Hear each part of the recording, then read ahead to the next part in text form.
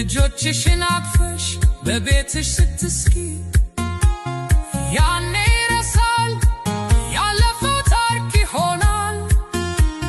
አምላክ ይክፈልሽ ላየሽው ስቃይ ነገ ንጋት አለ መከራው ያልፋል።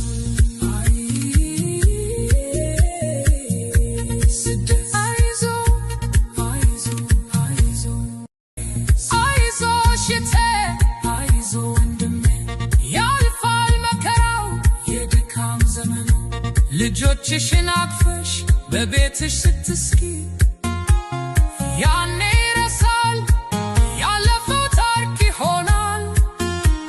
አምላክ ይክፈልሽ ላየሽው ስቃይ ነገ ንጋት አለ መከራው ያልፋል።